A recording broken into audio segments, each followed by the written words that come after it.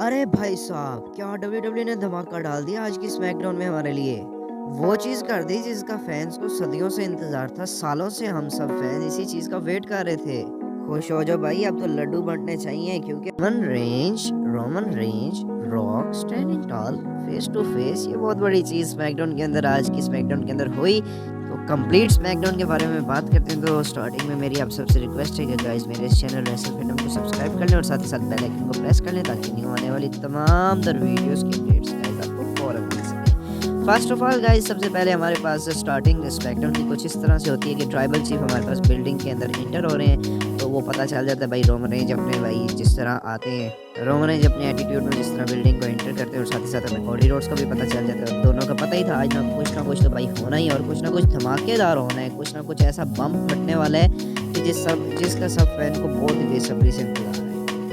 तो फिर भाई साहब हमारे पास स्मैकडाउन की स्टार्टिंग किस तरह होती है? स्मैकडाउन की स्टार्टिंग होती है हमारे पास यूनाइटेड स्टेट चैंपियन से। यूनाइटेड स्टेट चैंपियन लोगन पाल आते हैं, तो भाई लोगन पाल आकर बात करते हैं। लोगन पाल कहते हैं यार मैंने ना अंडर एस्टिमेट कर दिया भाई केविन ओवन को, और वो कहते हैं केविन ओवन मुझे लगा एक एंग्री डोनर की तरह, लेकिन मैंने उसको इतना ज़्यादा डैमेज मैच के अंदर दिया नहीं। ठीक है, match at the Royal Rumble then the Floyd Mayweather. फिर साथ ही साथ लोगन पाल बात करते हैं कि ठीक है सब कुछ छोड़ो, जो भी झगड़ा मेरे और उसके दरमियान में है, लेकिन फिर भी देखो तुम्हारा यूनाइटेड स्टेट चैंपियन इस टाइम पे कौन है? मैं यूनाइटेड स्टेट चैंपियन हूँ, मैं greatest of the all champion, और मैं वो कोई इस तरह चैंपियन नहीं हो कि जो कि रोता हुआ रिंग के अंदर खड़ा हूँ या कोई अपने ट्राइसेप तोड़वा के खड़ा हूँ या अपनी कोई नी वगैरह तोड़वा के खड़ा हूँ। मैं ऐसा चैंपियन नहीं हूँ, मैं फाइटिंग चैंपियन हूँ। यानी अपनी भाई तारीफें करें लोगन पाल खुली सरेआम तारीफें करें भाई। लोगन पाल तो अपने बारे में सिर्फ बात करके आते हैं, लेकिन फिर पीछे से निकलते हैं भाई। हमारे पास थीम सॉन्ग प्ले होता है केविन ओवन का। केविन ओवन निकल कर आते हैं। केविन ओवन कहते हैं कि रॉयल रंबल के अंदर ठीक है मैं यहाँ पे निकल के आया हूँ, और मैं यहाँ पे जब निकल के आया हूँ ना, ये सुन लो, मैं बहुत ज़्यादा खुश होता हूँ जब फैंस मुझे यहाँ पे देख के खुश होते हैं। वो कहते हैं रॉयल रंबल के अंदर मैं तुझे हरा नहीं सका, क्योंकि जो रेफरी है ना वो मुझे उसको दाद देनी चाहिए, क्योंकि उसने उसी टाइम पे नकल्स मेरे हाथ में देखे जब मैंने तेरे पे अटैक किया। लेकिन मुझे अब इन नकल्स की ज़रूरत नहीं पड़ेगी, क्योंकि मैं एक फाइटिंग चैंपियन हूँ और मैं तेरी ना भाई बचा के रख दूँगा। अब मैं वो वर्ड यहाँ पे यूज़ नहीं करना चाह रहा, तो समझो यार।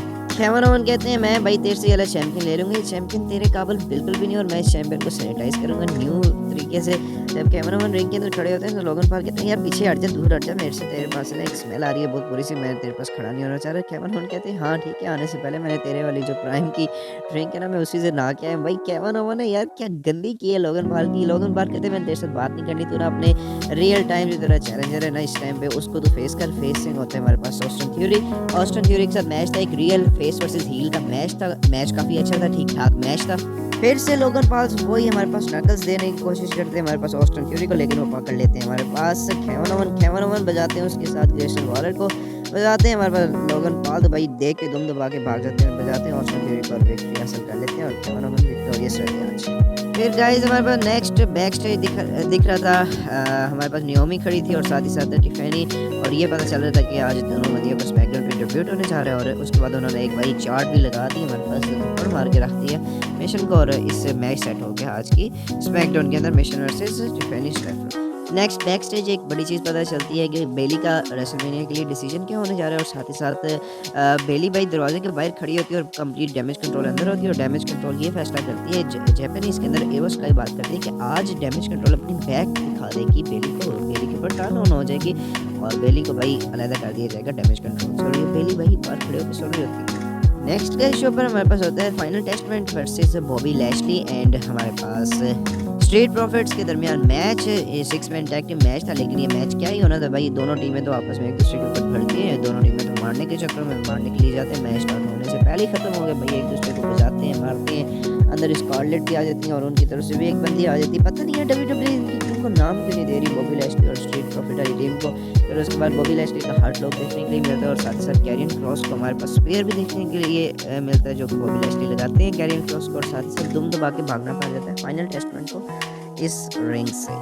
फिर पीछे बैक स्टेज हमें मिलते हैं ब्रॉन ब्रेकर खड़े होते हैं और निक ऑल्डस उनके पास खड़े होते हैं। निक ऑल्डस कहते हैं कि ये जो तुझे ना कॉन्ट्रैक्ट दिया जा रहा है स्मैकडाउन का, तू इसको साइन कर ले और डील कर ले हमारे साथ, कॉन्ट्रैक्ट मेरे स्मैकडाउन के रोस्टर के ऊपर आ जाए। लेकिन साथ ही साथ भाई हमारे पास एडम पेयर्स पे खड़े होते हैं। एडम पेयर्स आके कहते हैं नहीं तू मेरी राह पे आ जा, मैं तुझे इससे अच्छा कॉन्ट्रैक्ट देता हूँ। और ब्रॉन ब्रेकर कहते हैं ठीक है, मैं मंडे वाले दिन देखूंगा कि मेरा फाइनल डिसीजन क्या होगा, मैं उस दिन डिसाइड करूंगा कि मुझे कहाँ पे जाना है। इस बात से भाई निक ऑल्डस बहुत ज़्यादा गुस्से में होते हैं, यार ये बंदा क्या कर रहा है स्मैकडाउन रोस्टर पे आके मेरे बंदे मेरे से छीन रहे। साथ ही साथ जेड कैगरल भी होते हैं, जेड कैगरल के पास भी यही डील लेके जाते हैं निक ऑल्डस स्मैकडाउन के जनरल मैनेजर।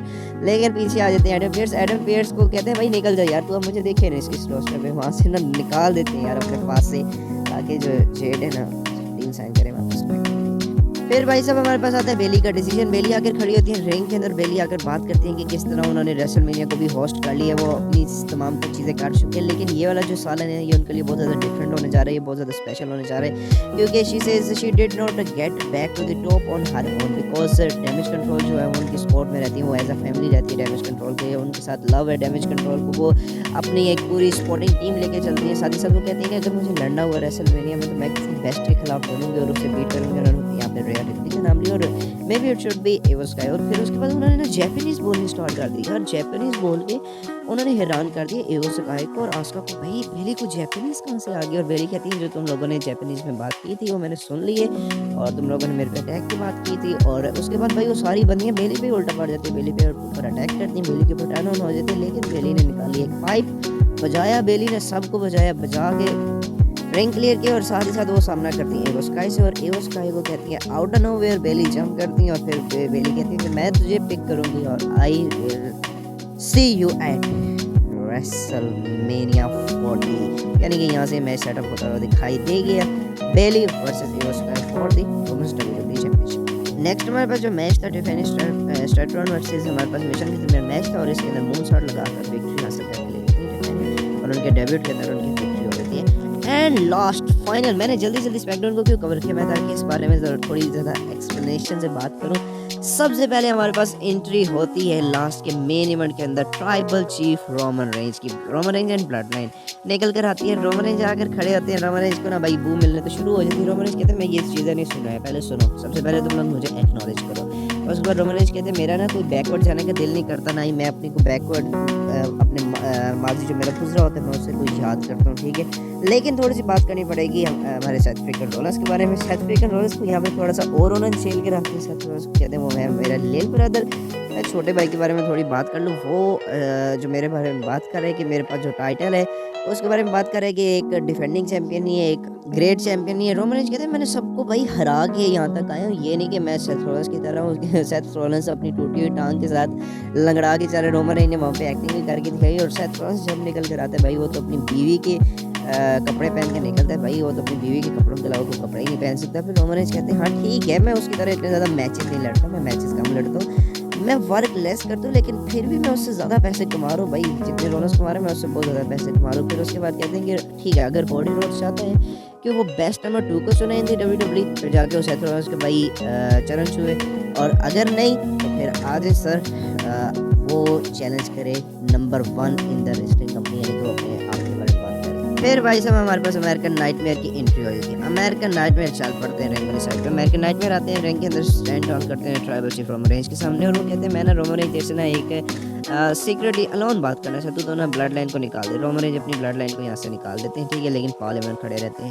वो कहते हैं रेंज देख मैंने तो ये पिछले साल हरा दिया था रेसलमेनिया के अंदर, लेकिन तेरी ब्लड लाइन ने बैकअप किया तेरे लिए, ठीक है, तेरी ब्लड लाइन ने बचा दिया, तूने मुझे चीट से हराया, तो मुझे हकीकत में हरा नहीं सकता। उन्होंने कहा जो रोलर्स है ना उसने मुझे बहुत ज़्यादा ग्रेट पॉइंट्स दिए रॉ के ऊपर, लेकिन at the end the day he still wants Roman Reigns belt. वो कहते हैं मैं तेरे से ना, तू कहता है ना फिनिश द स्टोरी मैं फिनिश द स्टोरी करूँगा, तू कहता है कैमरा मैन तेरा, ये रिंग तेरी, ये पीपल दे रहे हैं, लेकिन पीपल वहाँ पे बुक आ रहे होते हैं ये यार कि हमें इस बंदे के नहीं है, रोमन रेंज के नहीं है, वो रोमन रेंज पे बुक आ रहे होते हैं। रोमन रेंज भी हैरान कर रहे थे यार बंदे मेरे खिलाफ हो गए हैं, मेरे साथ कौन रह गया पीछे।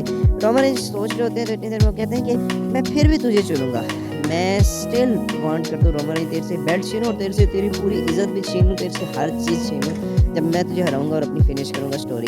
लेकिन वहाँ पे वो बात करते हैं मेरे से ज़्यादा कोई और डिजर्व करता है, क्योंकि मैंने ये सब चीज़ें ना अपने रेसलमेनिया के डिसीजन किसी और बंदे से लिया है, किसी और बंदे से मैंने मशवरे वगैरह लिए हैं कि मैं तुझे फेस करूँ एट द रेसलमेनिया।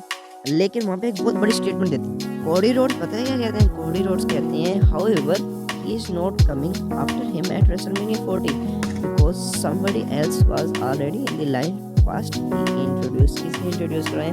मुझे लगा कि यार ये सारे डिसीजन वगैरह इन्होंने वाइस मैन से लिए, वाइस मैन भाई खिलाफ हो गए रोमन रेंज के, और कोडी रोड्स कहते हैं मेरे से पहले एक और बंदा रेसलमेनिया में तुझे फेस करेगा, मैं रेसलमेनिया में तुझे फेस नहीं करने जा जा रहा है। ये क्या भाई, रॉयल रंबल का विनर रेसलमेनिया में नहीं फेस करेगा तो कब फेस करेगा? गेस व्हाट गाइस, वो मोमेंट आ गया जिसको हम सब फैंस का इंतजार था, फैंस बेसब्री से इंतजार कर रहे थे। और भाई साहब थीम सॉन्ग प्ले हो जाता है। रॉक का थीम सॉन्ग प्ले होना तो यार क्राउड पूरा फट गया यार। पॉप रॉक के थीम सॉन्ग पे भाई वो मोमेंट क्रिएट करना यार, मैं आपको अपने लफ्ज़ों में बता नहीं सकता, एक्सप्लेन नहीं कर सकता। आप एक बार जाके देखोगे आपको पता चलेगा यार, वाकई कुछ ना कुछ धमाकेदार हुआ स्मैकडाउन के ऊपर जब रॉक अपनी एंट्री मारते हैं। रॉक आके मिलते हैं रिंग साइड के ऊपर, हमारे पास मिलते हैं, कोडी रोड्स को हैंडशेक करते हैं, कोडी रोड्स से गले मिलते हैं, कोडी रोड्स रिंग छोड़ के चले जाते हैं। लेकिन रोमन रेंज और दी रॉक रिंग के अंदर खड़े होते हैं। रोमन रेंज रिंग के अंदर खड़े होके भाई देख रहे थे, फेस टू फेस होते हैं रोमन रेंज और रॉक का। और ये नहीं कि रोमन रेंज की आंखों में कुछ डर है या रोमन रेंज के रिएक्शन तब्दील है या रोमन रेंज कोई डरे हुए महसूस हो रहे हैं। समझो कि एक शेर दूसरे शेर को आई कांटेक्ट कर रहे हैं, आमने सामने खड़े हैं यार। क्या सीन WWE ने क्रिएट कर दिया।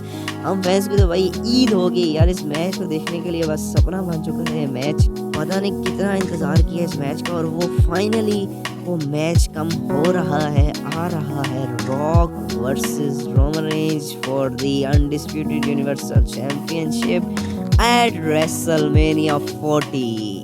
गाइस इसी के साथ WWE स्मैकडाउन को ऑफ फेयर लाई जाती है, लेकिन स्पीचलेस यार, टोटली स्पीचलेस। मैं इस बारे में क्या बोल रहा हूँ, अभी आगे वाली आने वाली वीडियोस में आपको बहुत कुछ इसके बारे में बताऊंगा। लेकिन साथ ही साथ जाते जाते आपको एक और न्यूज़ दे दूँ कि रोमन रेंज ने फाइनली 999 विन हासिल कर ली है WWE के अंदर।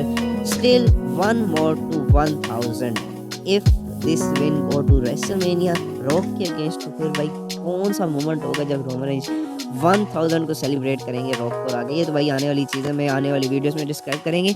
तो अगर एलिमिनेशन चैंपियन में रोमन का मैच नहीं होता तो directly Roman Reigns versus rock होगा रेसलमेनिया 40 के अंदर। गाइस क्या आप लोग एक्साइटेड हो इस मैच को देखने के लिए, और आपका एक्साइटमेंट लेवल क्या है रॉक वर्सेस रोमन रेंज को फेस टू फेस देख के स्मैकडाउन के अंदर? कमेंट्स करना। ये अच्छी लगी तो ये वीडियो अच्छी लगी तो प्लीज लाइक शेयर सब्सक्राइब कर दें, बेल आइकन को प्रेस कर दें। That's it, see you guys in my next video.